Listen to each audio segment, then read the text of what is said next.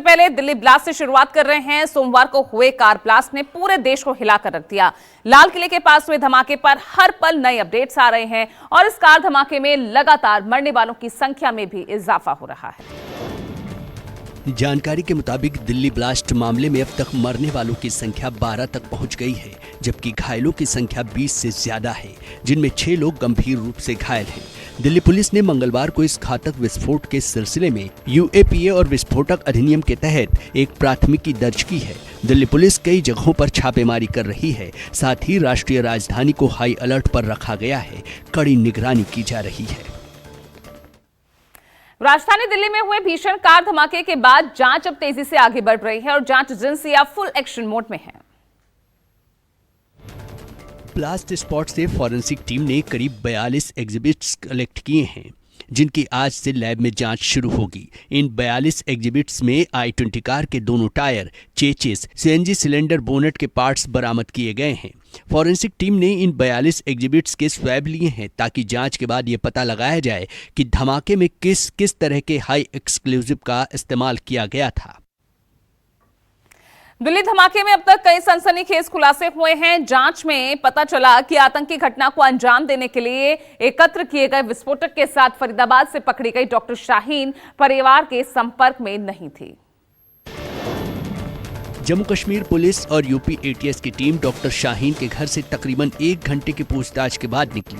गिरफ्तार की गई शाहीन के पिता शाहिद ने बताया कि परवेज के नाम गाड़ी है या नहीं, इसकी जानकारी उसे नहीं है। ये भी पता चला कि परवेज लखनऊ के मड़ियाओं में रहता है और 1 महीने से न शाहीन से बात हुई न परवेज से। पूछताछ के बाद जम्मू कश्मीर पुलिस और यूपी एटीएस ने शाहीन के पिता शाहिद का मोबाइल जब्त कर उसे साथ ले गई। दिल्ली लाल किला के पास ब्लास्ट के बाद पुलिस का एक्शन तेज हो गया है। साजिश की कड़ी से कड़ी जोड़ते हुए फरीदाबाद पुलिस अल फलाह यूनिवर्सिटी पहुंची और यहां डॉक्टर मुजम्मिल और डॉक्टर शाहीन से जुड़े तार तलाशे जा रहे हैं। इसी के तहत फरीदाबाद की अल फलाह यूनिवर्सिटी से पुलिस ने कुछ लोगों को पूछताछ के लिए हिरासत में लिया है और अपने साथ ले गई है। सूत्रों के मुताबिक अस्पताल के लैब और कार्यालय से कुछ कर्मचारी शामिल हैं। पुलिस ने गिरफ्तार किए गए डॉक्टर मुजम्मिल के साथ काम करने वाले फैकल्टी मेंबर्स, यूनिवर्सिटी में पढ़ने वाले स्टूडेंट और मेडिकल कॉलेज के प्रिंसिपल से भी पूछताछ की। फरीदाबाद पुलिस 6 लोगों को हिरासत में लेकर टेरर मॉड्यूल के संबंध में पूछताछ कर रही है। इस मामले में अब तक 52 से ज्यादा लोगों से पूछताछ की जा चुकी है। दिल्ली कार ब्लास्ट में एक बड़ी जानकारी सामने आई। सूत्रों के मुताबिक पता चला कि जिस वक्त i20 कार में धमाका हुआ उस वक्त कार में सिर्फ एक शख्स मौजूद था। लाल किले के मेट्रो स्टेशन के पास कार में हुए ब्लास्ट में नए खुलासे ने जांच की दिशा पलट दी है। धमाके को अंजाम देने वाली कार में पहले 3 लोगों के होने की बात की जा रही थी, लेकिन अब पता चला है कि धमाके के वक्त कार में सिर्फ एक शख्स मौजूद था, उसके अलावा कार में कोई नहीं था। लाल किले के सामने रेड लाइट के आसपास के सीसीटीवी फुटेज में गाड़ी में शख्स अकेला दिखा था। सूत्रों के मुताबिक धमाके से पहले गाड़ी में कोई और भी था, जो धमाके से ठीक पहले ही गाड़ी से उतर गया था।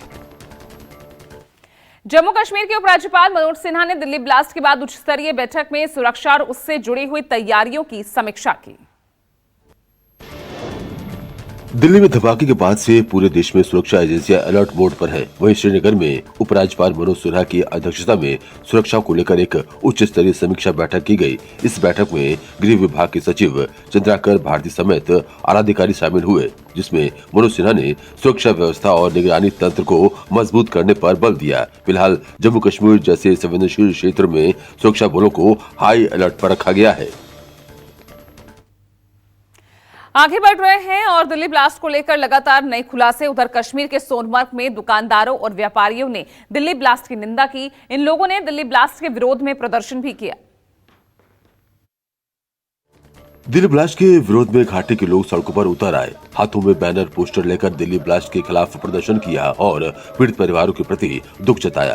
प्रदर्शन में सोनमर्ग के दुकानदारों और व्यापारियों ने बढ़ चढ़कर हिस्सा लिया। व्यापारियों ने हमले में मारे गए लोगों की याद में बाजार बंद रखकर श्रद्धांजलि दी। सोनमर्ग ट्रेडर्स एसोसिएशन के प्रतिनिधियों ने कहा कि ऐसे हमले शांति और इंसानियत पर हमला है।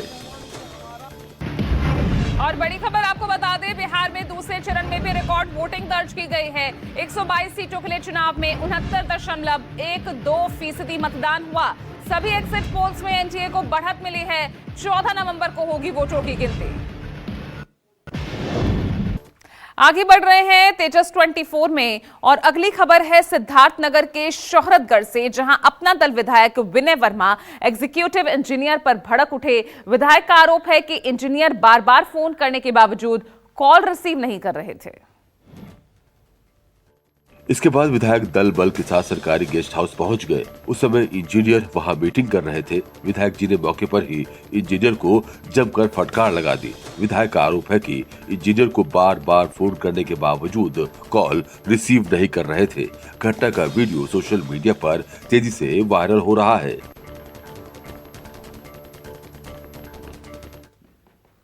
जालौन में मोरंग से भरे ओवरलोडेड ट्रक बेखौफ होकर सड़कों पर दौड़ रहे हैं। देखिए रिपोर्ट। इन ट्रकों की वजह से सड़कें टूट रही है और लोगों को परेशानी हो रही है। लोगों का कहना है कि एआरटीओ विभाग सब जानकर भी कोई कार्रवाई नहीं कर रहा है। मोरंग धोने के नाम पर रोज हजारों लीटर पानी बर्बाद किया जा रहा है। ट्रक चालकों से एंट्री के नाम पर वसूली की शिकायतें भी सामने आई है। लोगों ने प्रशासन से तुरंत कार्रवाई की मांग की है। सतना जिले के बिरसिंहपुर स्थित भगवान गैबीनाथ और माता पार्वती मंदिर परिसर में कुछ युवकों ने हदें पार कर दी। युवक मंदिर प्रांगण में अश्लील तरीके से पटाखे जलाते और उपद्रव मचाते नजर आए। पूरी घटना का वीडियो सोशल मीडिया पर तेजी से वायरल हो रहा है। वीडियो सामने आने के बाद इलाके में आक्रोश फैल गया है। लोगों ने मंदिर की गरिमा भंग करने के खिलाफ सख्त कार्रवाई की मांग की है। स्थानीय लोगों ने कहा कि ऐसी हरकतें धार्मिक भावनाओं को ठेस पहुंचाती है। प्रशासन ने वीडियो की जांच शुरू कर दोषियों की पहचान की प्रक्रिया तेज कर दी है। हिमाचल प्रदेश के कुल्लू में झनियार गांव में भीषण आग लग गई और ये आग इतनी तेजी से फैली कि देखते ही देखते कई घरों को अपनी चपेट में ले लिया। आग की लपटों में 16 घर, 2 मंदिर और 6 गौशालाएं जलकर राख हो गई। घटना में 20 से अधिक परिवार बेघर हो गए हैं। स्थानीय लोगों और दमकल कर्मियों ने मिलकर आग पर काबू पाया। आग से करोड़ रुपए के नुकसान का अनुमान लगाया जा रहा है। जिला प्रशासन मौके पर पहुंचकर नुकसान के आकलन में जुट गया है। मध्य प्रदेश का सतना एयरपोर्ट सांपों के आतंक से जूझ रहा है। एयरपोर्ट परिसर में लगातार किंग कोबरा, रॉक पाइथन और अन्य जहरीले सांपों के दिखने से सुरक्षा कर्मियों में दहशत है। जानकारी के अनुसार एयरपोर्ट निर्माण के बाद से झाड़ियों और खुले मैदानों में सांपों का डेरा बन गया है। बीते कुछ हफ्तों में कई बार वन विभाग की टीम को बुलाकर खतरनाक सांपों को पकड़ा गया है। कर्मियों ने एयरपोर्ट अथॉरिटी से झाड़ियों की सफाई और दवाई के छिड़काव की मांग की है। ड्यूटी पर तैनात पुलिसकर्मी और कर्मचारी खुद को खतरे में महसूस कर रहे हैं। एयरपोर्ट अथॉरिटी के अधिकारी इस मामले में कुछ भी कहने से बच रहे हैं। मध्य प्रदेश के ग्वालियर में उस वक्त हंगामा मच गया जब भीतरवार कृषि उपज मंडी में धान खरीदी को लेकर किसान और व्यापारी ही आपस में भिड़ गए, जिसके बाद जमकर हंगामा होने लगा। दरअसल भीतरवार कृषि उपज मंडी में धान खरीदी के दौरान विवाद शुरू हो गया। बताया जा रहा है कि धान का दाम कम मिलने पर किसान आग बबूला हो गए और व्यापारी संदीप साहू को जूते मार दिया। पूरी घटना सीसीटीवी फुटेज में अब सामने आई है। मारपीट के बाद मंडी के व्यापारियों ने खरीदी कार्य बंद कर दिया और हड़ताल शुरू कर दी। वहीं 3 किसानों कल्लू साहू, संजू साहू और भूरा रावत के खिलाफ व्यापारियों ने थाने में शिकायत दर्ज कराई है। पुलिस जांच में जुटी है। यूपी के सीतापुर से एक सनसनीखेज वीडियो सामने आया, जहां बीच सड़क पर भाजपा नेता के भाई की बदमाशों ने बेरहमी से पिटाई कर दी। मोहाली कोतवाली इलाके में डाक बंगला रोड पर भाजपा नेता राजू के भाई के साथ बदमाशों ने बीच सड़क पर मारपीट की। बदमाशों ने उनकी बाइक को लात मार कर गिरा दिया और नकदी छीन ली। पीड़ित के मुताबिक जान बचाने के लिए वो पास की दुकान में जाकर मदद की गुहार लगाने लगा। इसी बीच भीड़ जुटती देख बदमाश मौके से फरार हो गए। ये पूरी वारदात पास लगे सीसीटीवी कैमरे में कैद हुई। फिलहाल पुलिस फुटेज के आधार पर आरोपियों की तलाश में जुटी है। राजस्थान के जयपुर में चोरों ने आतंक मचा रखा है, जहां बेखौफ चोर एक घर को निशाना बनाते हुए भारी भरकम तिजोरी तक मोटरसाइकिल पर उठा ले गए। बसंत विहार गोपालपुरा इलाके में चोरों ने एक घर को निशाना बनाया और करीब 100 से 125 किलो वजनी तिजोरी मोटरसाइकिल पर लेकर फरार हो गए। साथ ही वो कीमती सामान को कंबल में लपेटकर भी ले गए। ये पूरी वारदात सीसीटीवी में कैद हुई है, जिसमें चोरों के चेहरे मास्क में ढके दिखाई दे रहे हैं। चोर मोटरसाइकिल से आए थे और वारदात को अंजाम देकर फरार हो गए। फिलहाल पुलिस फुटेज के आधार पर चोरों की तलाश में जुटी है। महाराष्ट्र के नासिक में पेट्रोल पंप पर मामूली विवाद के बाद कर्मचारी ने बीच सड़क पर तलवार लहरानी शुरू कर दी। घटना का वीडियो भी सामने आया है। जानकारी के मुताबिक बोधले नगर इलाके में फटी हुई नोट न लेने पर पेट्रोल पंप कर्मचारी ने ग्राहक पर तलवार लहराते हुए धमकी दी। बताया जा रहा है कि घटना का वीडियो सामने आने के बाद लोगों में हड़कंप मच गया। पुलिस ने तलवार लहराने वाले संदिग्ध मदन सोमवंशी को गिरफ्तार कर लिया है। फिलहाल पुलिस आरोपी से पूछताछ कर रही है और वीडियो के आधार पर जांच की जा रही है।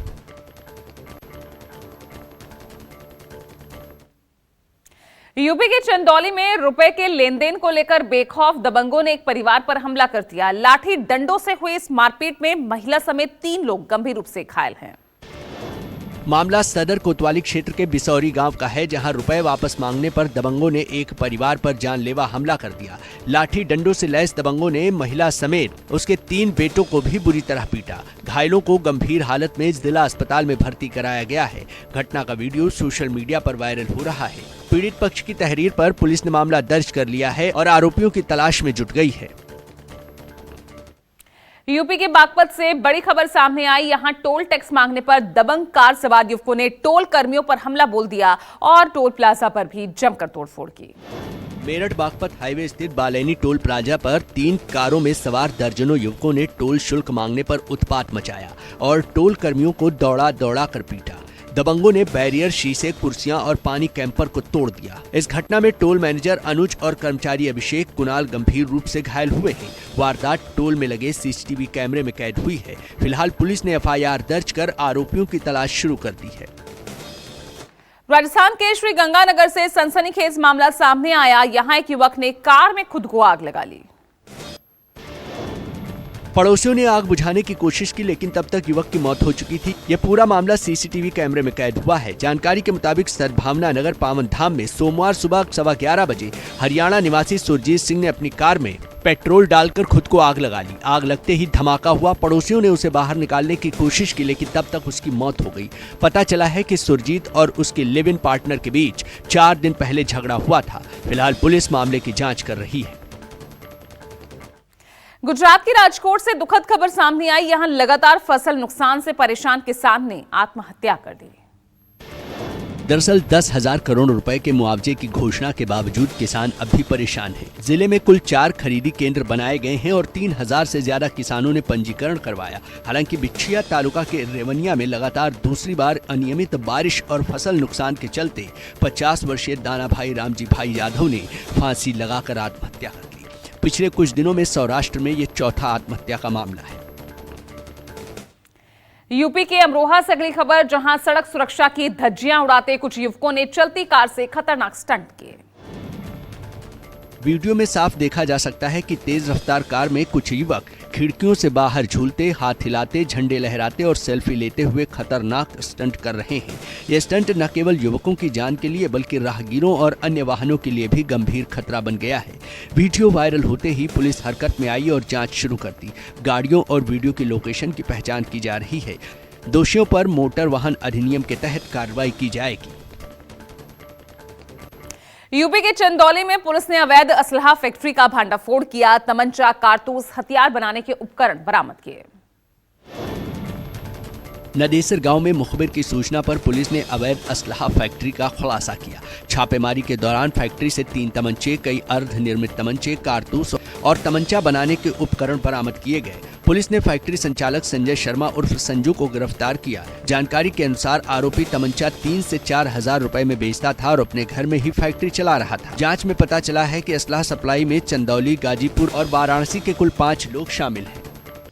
यूपी के आजमगढ़ में एसआईआर में लापरवाही का मामला सामने आया, जिसके बाद 15 बीएलओ के खिलाफ एफआईआर दर्ज की गई। डीएम ने विभागीय कार्रवाई के आदेश दिए हैं। दरअसल विभिन्न विधानसभा क्षेत्रों में एसआईआर की कार्रवाई में लापरवाही सामने आई, जिसके बाद डीएम रविंद्र कुमार ने विभागीय कार्रवाई के निर्देश देते हुए 15 बीएलओ के खिलाफ एफआईआर दर्ज करने का आदेश दिया है। कानूनी कार्रवाई के तहत अतरौलिया विधानसभा क्षेत्र के 6, दीदारगंज के 3, लालगंज के 2, आजमगढ़ के 2, गोपालपुर के 1 और मुबारकपुर के 1 बीएलओ पर कार्रवाई की गई है। राजस्थान के अलवर में राजकीय स्कूल के शिक्षक पर बाइक सवार बदमाशों ने ताबड़तोड़ गोलियां चलाई, जिसमें शिक्षक घायल हो गया। भनोखर गांव में राजकीय विद्यालय में तैनात शिक्षक प्रेम गोपाल शर्मा पर 4:15 बजे घर लौटते समय बाइक सवार बदमाशों ने हमला कर दिया। 2 हेलमेट पहने बाइक सवार बदमाशों ने उनकी जांघ में गोली मारी। जानकारी के मुताबिक कुछ दिन पहले काटवाड़ी गांव में कुछ युवकों से कहासुनी और विवाद के कारण यह घटना होने की आशंका जताई जा रही है। गोली लगने के बाद शिक्षक ने बदमाशों का पीछा भी किया, लेकिन वो फरार हो गए। घायल शिक्षक का इलाज चल रहा है और पुलिस आरोपियों की तलाश कर रही है। यूपी के बुलंदशहर में थार से उत्पात मचाने वाले रईस यादव को पुलिस ने सबक सिखा दिया और थार गाड़ी को सीज कर लिया। जानकारी के मुताबिक पुलिस ने रईस यादव की थार गाड़ी जब्त की और 12,000 रुपए का चालान भी काटा। जांच के दौरान ये भी सामने आया कि थार की छत पर नोट उड़ा रहे 4 लोगों के खिलाफ एफआईआर दर्ज की गई है। ये कार्रवाई न्यूज़ 24 की प्रमुख रिपोर्ट के बाद हुई, जिसमें थार की छत पर नोट उड़ा रहे रईस यादव की गतिविधियों को दिखाया गया था।